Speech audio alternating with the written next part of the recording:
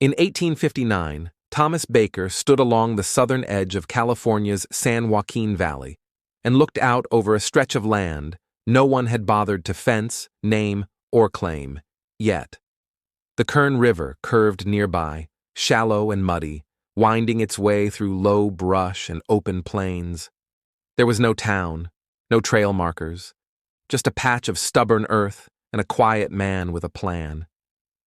Baker wasn't a dreamer. He was a lawyer by trade, practical and methodical. Born in Ohio, raised with discipline, and hardened by the push west, he had come to California not to mine gold or chase rumors, but to work the land. He'd already served in the Mexican-American War. He had seen enough chaos to know the value of building something that lasted. He chose a marshy area locals called Kern Island, near where the river splintered off into shallow channels and low floodplains. There were no established towns nearby, just scattered ranches and small camps that came and went with the seasons. Most saw the land as inconvenient, too wet, too wild. But Baker saw something else: water, soil, space. He built a modest camp near the riverbank, planted corn, dug irrigation channels. The work was slow and often solitary, but Baker didn't mind. He allowed travelers to camp nearby. When they asked for water or a safe place to tie their horses, he gave freely. He welcomed all without charge. Word began to spread. If you were passing through the valley, Baker's Field was a place to rest. Over time, more began to stop and stay. A few built shelters nearby. A blacksmith came through. A cattleman tried his luck.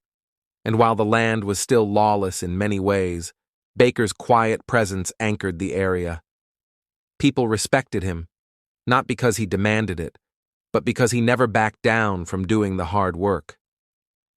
But this was California in the 1850s, where land was currency and water was gold. Baker had begun extending his irrigation ditches deeper into the floodplain, expanding beyond his original plot.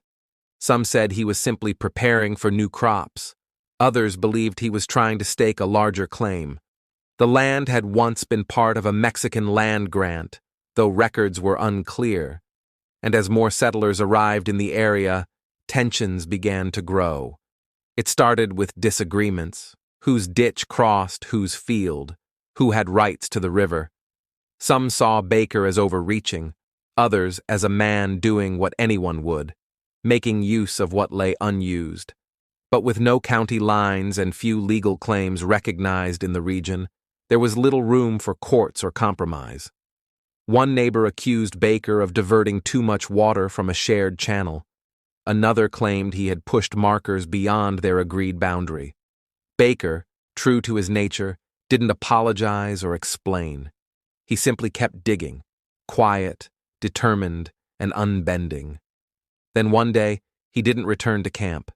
His body was found in the ditch he'd been working, face down, arms spread, shirt dark with blood. He had been shot twice, once in the side, once in the back. His tools lay scattered nearby. There were no witnesses, no horses reported stolen, no money missing. Whoever killed him had come for one reason. The coroner's notes called it a dispute over land. The newspaper said little. Most in the area already suspected the motive. No charges were ever filed. No name was ever spoken aloud. A few days later, locals buried him near the river. The grave marker was plain: T. Baker, 1859. Still, people kept coming. The field he'd cleared remained. Others expanded the ditches, built homes, set up fences.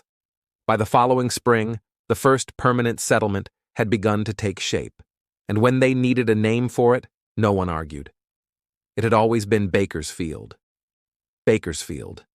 Today, it's a city with over 400,000 people. Streets, schools, and neighborhoods bear his name. But most who pass through don't know the story of the quiet man who died with a shovel in his hand and water at his feet, trying to build something permanent in a land that rarely allowed it. His death was never solved. His killer was never named. But his field endured. Thank you for listening to Deserted Trails. Subscribe for more forgotten stories from the old frontier.